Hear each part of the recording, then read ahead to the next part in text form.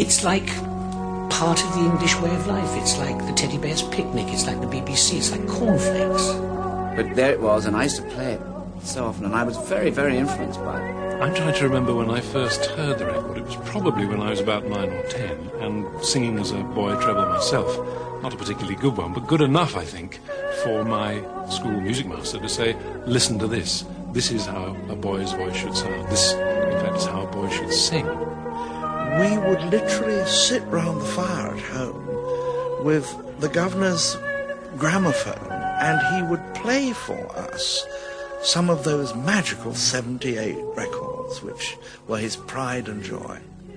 And the song that I always remember, the piece that I always remember, was Over the Wings of a Dove. It was being played, of course, all the time on the radio as well.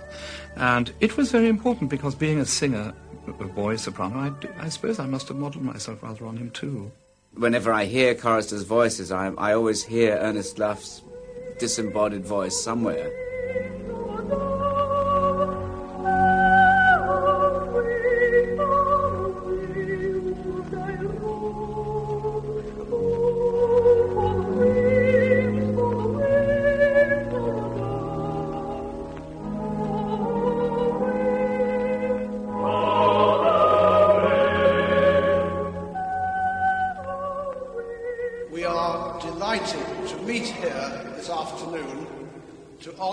Ernest Lough by presenting to him the honorary diploma of Fellow of the Royal School of Church Music.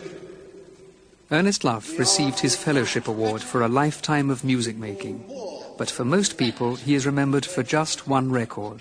For them, he is still Master Ernest Lough, the boy who sang Over the Wings of a Dove. Until a few years ago in the choir of the Temple Church, and still in the Bach choir. Ernest Lough is my father. When I was a boy, I sang with him in the same church where he made his famous recordings 30 years earlier. And even then, I was daunted by his reputation as the greatest chorister of them all. Today, I still meet people who say, I remember Over the Wings of a Dove. We used to play it when we were children. And it continues to amaze me that a gramophone record, made in 1927, when recording techniques were very much in their infancy, should continue to remain as popular as it has. I wanted to find out why that record is still with us, and why a venture that started out as a very modest and unambitious recording of a London church choir should have become one of the most successful records of all time. The story of Ernest Lough's musical life began in 1923, when he came to London in search of a place in a cathedral choir. Even then, London was a city of traffic jams, but in those days the men wore hats. Amazingly, given what was to follow, he was turned down at his first audition at Southwark Cathedral, and it was only when he came here, to the Temple Church in Fleet Street, that he was offered a place as a chorister. The Temple Choir of the 1920s was already renowned for producing a succession of fine boy sopranos under the guidance of its young choirmaster, George Fulman Ball, known affectionately as Doctor to generations of choir boys. It was a tradition he had only recently inherited from Sir Henry Walter Davis. Ernest Lough, already 12 years old, was starting comparatively late for a boy soprano. Now in his 80s, my father returned to the Temple Church recently with the writer and broadcaster Jeremy Nicholas, who has made a study of the Temple Choir and those early recordings.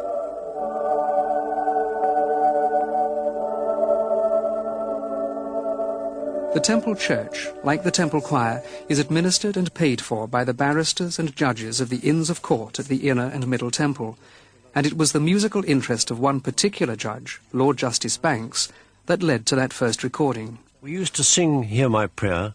It was in the normal services. Only about once a year, but we did it. And it was that point that Lord Justice Banks said to Doctor, pity we can't hear that more often.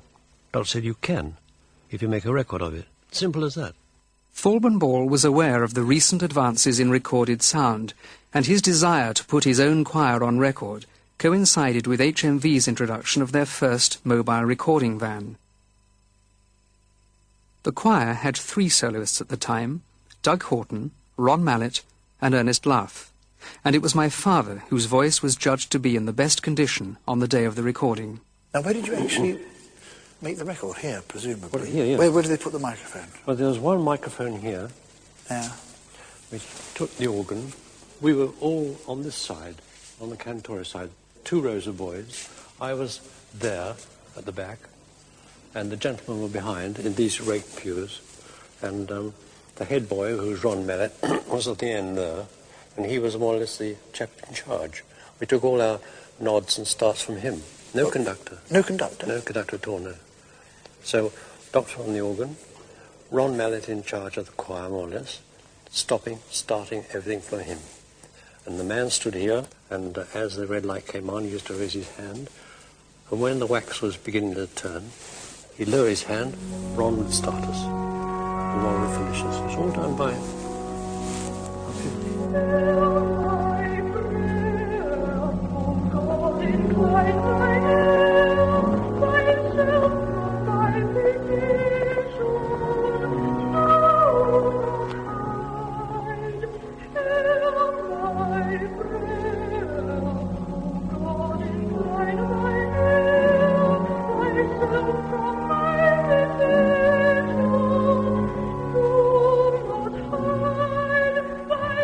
When you were singing your solo, you weren't given a specific microphone? Or anything like that? But I was so small that I had to stand on a couple of Bibles behind there to be up above, because these lights weren't there then. They were tall lights. So I was raised up a bit higher, but that was all. The trouble was this year, when you did a wax recording, Doctor used to say, "That's a good one, we'll keep that." And when you meant to keep it, you never hear it again. So like tape, you can play it back and say, yes, I could do it this or that better. With wax, discs, once it started and once it stopped, that was that. You never heard it again, not until it came out published. Pretty nerve-wracking. I thought it was, yes.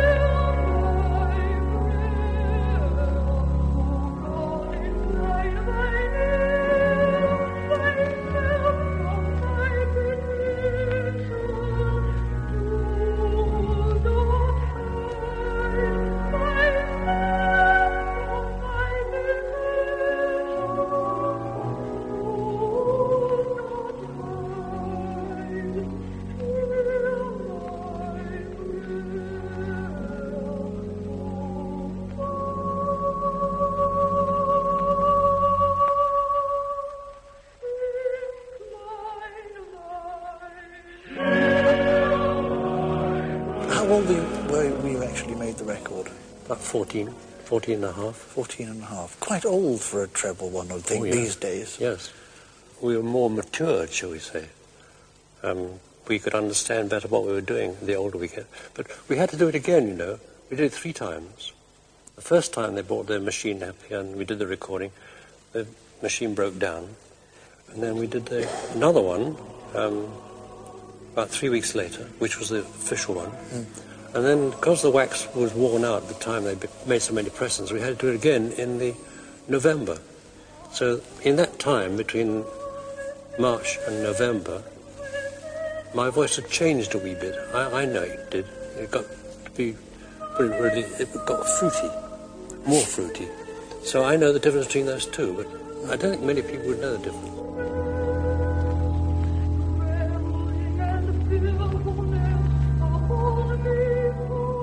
What I'm really impressed with Ernest is the fact that he sings in the most perfect bel canto manner. It's basically the voice never portmanteaus upwards, so you always sing absolutely cleanly going up. And you're always slightly portmanteau down, so every note is joined on the way down. And this is pure bel canto. I mean, the golden age of singing. This is what they were taught in 1700 and on.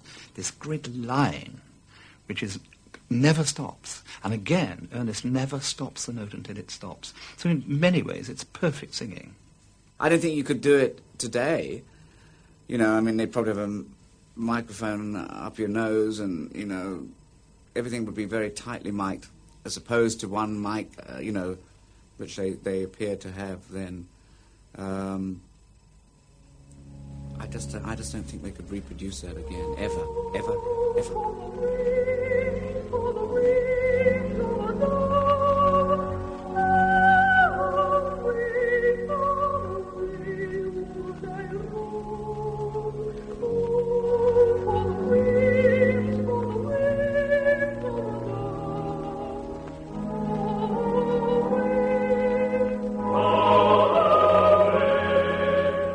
I think was released in June 1927. Yes. So how soon afterwards were you aware of that special attention was going to be paid to you? Well, I don't think I was ever aware of it, except in practical terms, the number of letters that came in. Letters every day, every week. Also the fact that people used to come here to the church either to hear the choir or see me or something. It was so bad that the benches had to issue tickets. But they had to restrict that because people used to come in and stand on these plush pews to see the choir. And we think, what's all that fuss about? We've got our homework to do. But success inevitably led to some very strange rumours. When I was in goal for one side, standing here, these two old ladies came up and said, did I know where they could leave the money for the Lough Memorial Fund? You see, it was after we'd made here my prayer. So I said, well, what's happened to him? He said, oh, he's dead, didn't you know? There's a memorial for him. I said, well, I think he's alive. I said, how do you know? He said, well, because I'm him. You know, they said, wretched boys, and walked away. There was a rumour going around after you made the record that you died? Yes. Oh, yes. Really? Mm. Lots of them. I got letters. One beautiful one from South Africa. A chap who said he knew me well in the choir, and he'd heard I died because they'd seen a picture of me in my cassock and surplice at a poster in a gramophone shop saying the last record of Ernest Lough. Well, it was the last record, but not the last. The last. So, the sort of angelic. I suppose, yes, because on all those record sleeves of you, you do appear as a rather angelic little thing, don't you? Yes. Oh, I died of everything, you know. Broken arm, broken leg, broken anything you name it. Anyhow, that was a long time ago.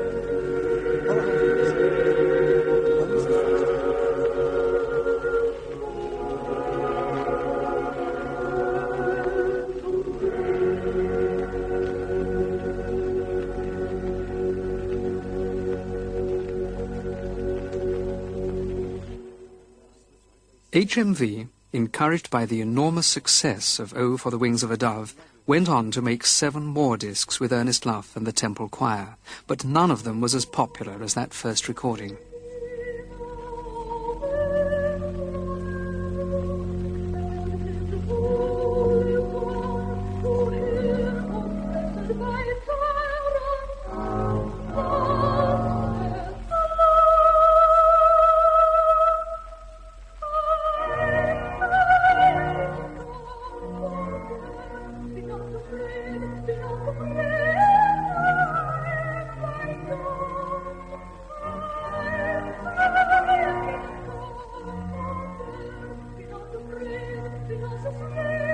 There was, however, one recording, Mendelssohn's Hear Ye Israel, which remains my father's favourite performance to this day, and the fact that it was recorded at all was something of an accident. The choir had a session on a Saturday morning, and at the end of it, the engineer in the band said, we've got a spare wax. Have you got anything which will fit onto a 10-inch wax, 2 sides? So Doctor said, well, the choir's got nothing in rehearsal, so they've just gone, they've got a big service tomorrow. He said to me, is there anything you know which will fit on a 10-inch wax? I said, no. He said, well, let's go and have a look. We walked around the practice room out there where all the books were stacked up. And he was going around, he said, do you know Hear Ye Israel from Elijah? I said, no. He said, well, let's have a look at it. He got a copy down. We went through it. Within about half an hour, he said, I think we can record that, don't you? He put me down there, right on the corner of the round church, with a microphone. And we made the first test of it for balance. It was all right. Then we did a master. And the engineer said, we'll take that one, and that's the record we've got down. It was just, doctor, this is a way to sing it. Marking where you breathe, where you don't breathe. Emphasise this, don't do that. It was as simple as that. Half an hour from start to finish. It's a fairly straightforward solo. It's a bit operatic. You'd never seen it before? No. And that's not showing off, it's just Doctor's ability to teach me, certainly getting a bit older then, how to sing this work, and he played it through. He went up there and played the organ, and it worked. It was a miracle.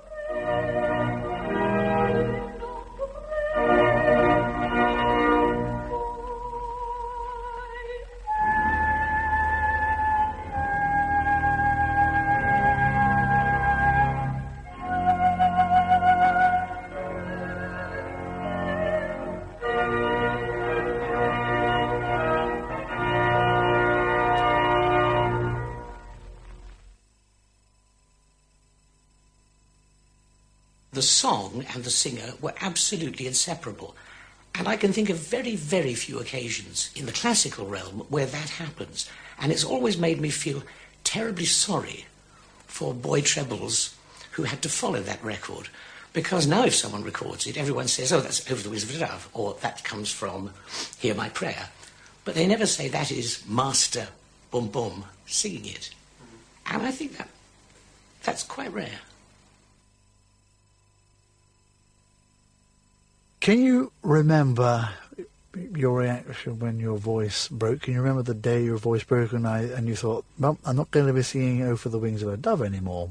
Yes, quite clearly, because we'd done the rehearsal in the morning, and when we went to the practice room for further rehearsal before the service, Doctor said to me, Ron Mallet, both head boys, one on decano, one on cantoris, come and sit down. So we went and sat down, and I thought, what's the matter? I was singing right this morning. And he, before he went to the service, he said, there's a sign of getting tired. So from that point, I didn't sing anymore in the choir as a boy. We knew it was going to happen. There's nothing unnatural about a boys getting older, dropping out. And so we weren't suddenly confronted with a broken voice. We knew it was going to happen. Thank God it did, to some extent. So it was a thing we accepted. We knew it was going to happen. There's no kind of thing, oh my God, it's the end. It's not the end at all.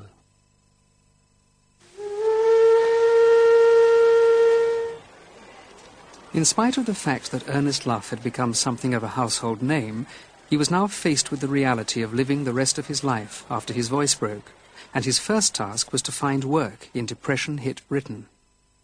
I applied for jobs when I left school, and HMV wrote back and said, well, you can start in the advertising department at so much a week. Report on Monday if you like. But they must have said, not the Ernest Lough on our record. No mention of that. I think they more or less ignored it. I wasn't ever conscious that Ernest Lough meant anything more than the chap down there who's making the tea to start with and posting blocks and doing all the wrapping up, all that kind of stuff. The real basics required by that department.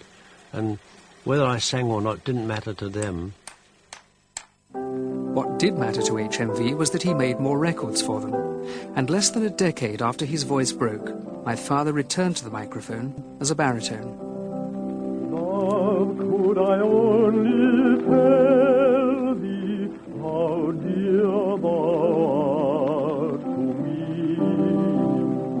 Show thee my heart's devotion, say how I worship thee. The height of stars above thee, the deepness of the sea. As the height and deepness of my heart's love for thee. Love, could I only tell thee how dear thou art to me.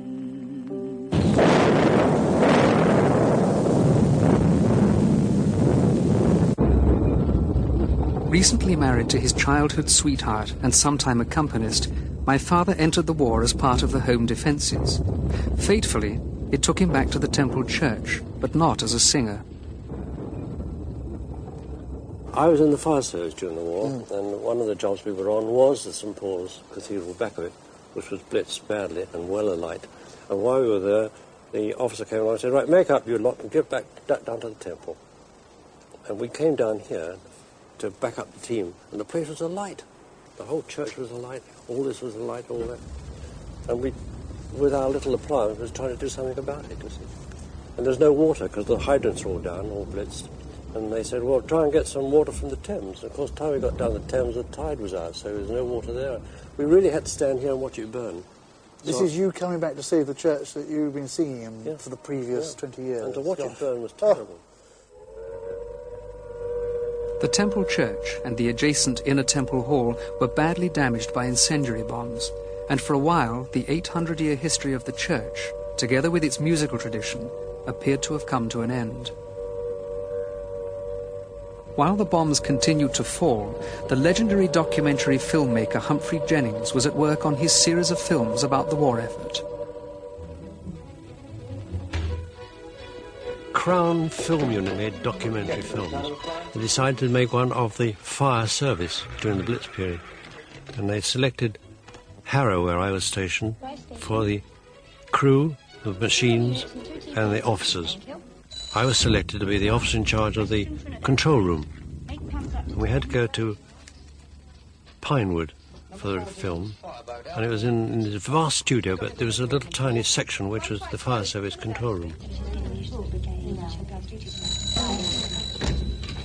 Control. Right. Fire at Dock Street, sub. Send a TP from V, a TP from W, send a heavy and a TP from X. Order a trailer park. And a TP from Z. Get District Officer Blythe to go on, will you? Order 1TP to Trinidad. Control here. Order your heavy unit and trailer park to Trinidad Street.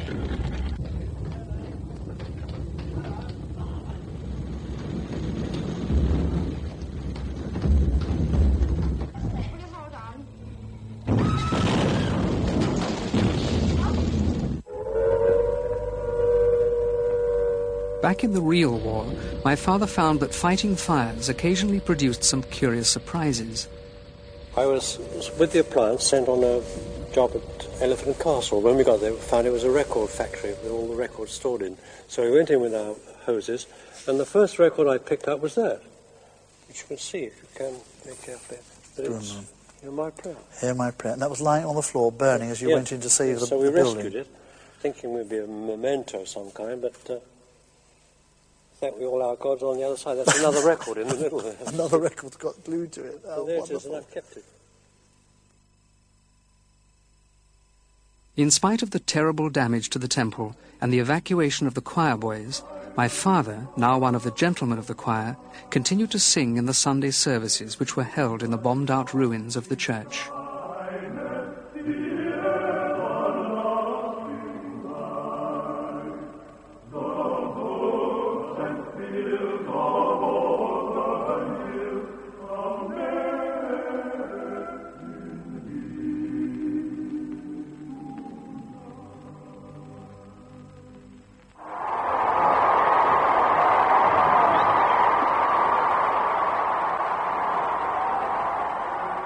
For the coronation of Elizabeth II in 1953, the choirs of Westminster Abbey, St Paul's, the Temple and the Chapel Royal were combined, and it brought together my father and my older brother Peter, a chorister at the Chapel Royal St James's. Returning to Westminster Abbey 40 years later brings back some vivid memories of that historic day. Now, we must have been somewhere around we here. were around here, weren't we? The choirs were all up there. The orchestra was on the top of that screen. Do you remember? We were right at the top there. Those arches, I could touch those arches each side. Yeah, and all that, the whole area was the choir, wasn't it?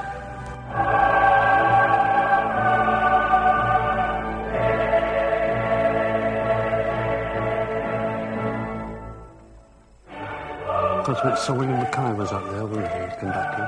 Yes. And we couldn't see his beat up the top there, so we had it second hand from Eddie Wright, who was just above here. And they had the same this side, so it came from Sir William Mackay to Eddie Wright to us.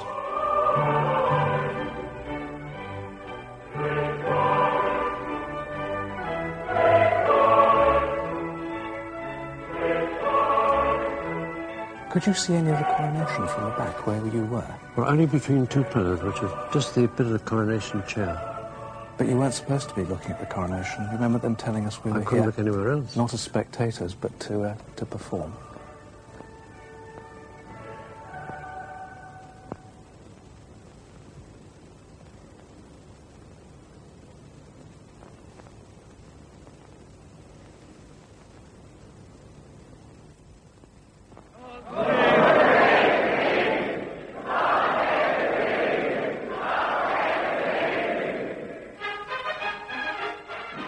Work was well underway on the rebuilding of the Temple Church by the appropriately named Dove brothers, and with the reopening of part of the church in 1954, George Thorburn Ball set about assembling a new choir with the reintroduction of boys.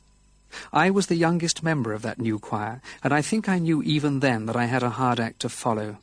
I used to stand here, and my father, who was by then a baritone, stood directly behind me, and Dr. George Thorburn Ball was still the organist and choirmaster when I was a soloist, but I never sang any of the solos that my father sang, which I think was probably a good thing because there was no comparison. I used to sing like any other choirboy, but he was something special. There was one duet that I sang that he also sang, I Waited for the Lord, which I sang with a boy called Ian LeGrice, and my father had recorded with Ron Mallett, and it's the only example there is of the two voices singing the same thing.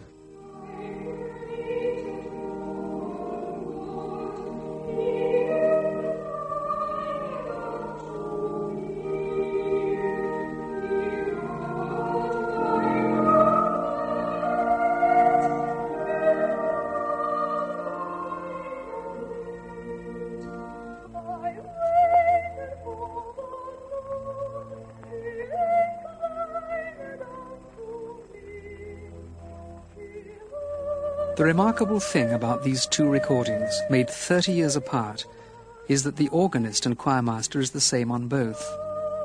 George Thorburn Ball took over the Temple Choir when he was still only 28, and for many years he was regarded as the finest organist in the world.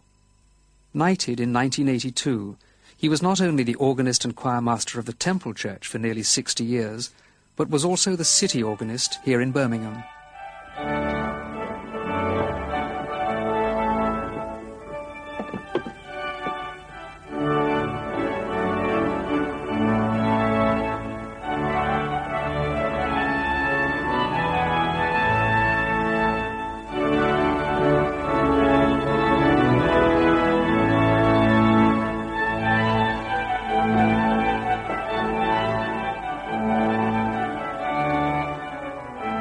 George Thorburn Ball and Ernest Lough received gold discs in 1963, not for selling 1 million copies of Over the Wings of a Dove, but in celebration of its 35th anniversary. Nobody knows how many copies have been sold. It's been estimated at over 5 million. But whatever the figures, no one, my father included, got rich because of it. The kind of wealth enjoyed by recording stars today could not have been imagined in the early days of the wind-up gramophone.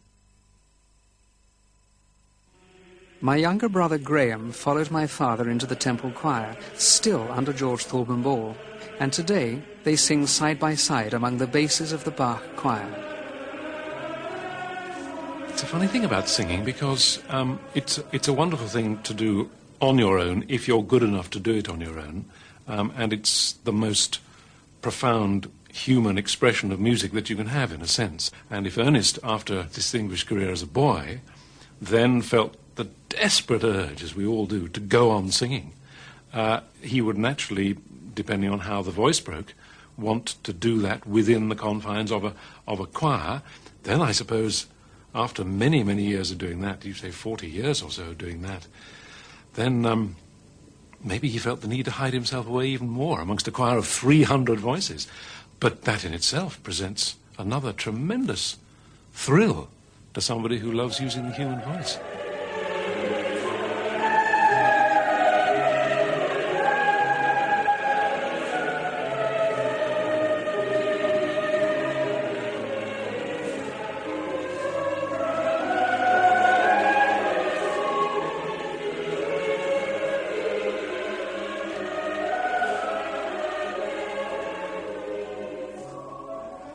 Make sure each time it's a low son, quick S, not Zon, but Son, and everybody there. Once more basses, your lead, 3, 4.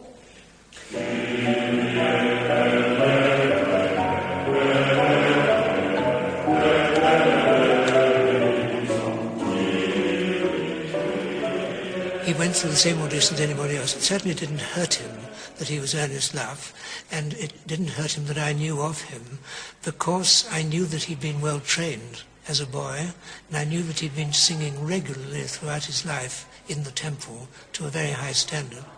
And a person like that who's been trained so well is going to keep his voice to a very late age.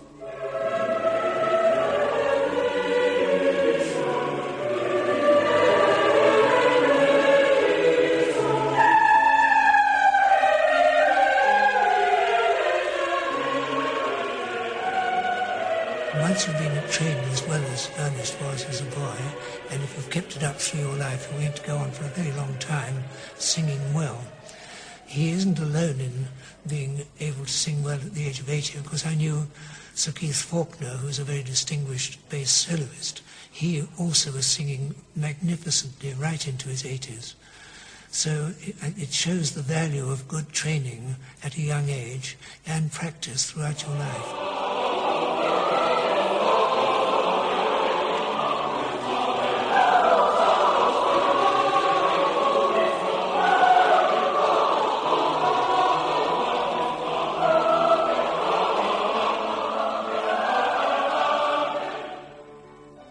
I feel when I listen to Ernest again that he is very much the end of a tremendously important long tradition. And I think people could now listen to these records of him and really learn a fantastic amount about the technique of singing. It's just wondrous that your father was put onto disc, where, you know, at a time when it was things were at such an optimum in terms of his voice and the way it was recorded. It was just the most one of the most extraordinary things I think I've ever heard, and will always be with me. Over the Wings of a Dove was probably the most surprising success in the history of recording. Nobody planned it, and nobody expected it.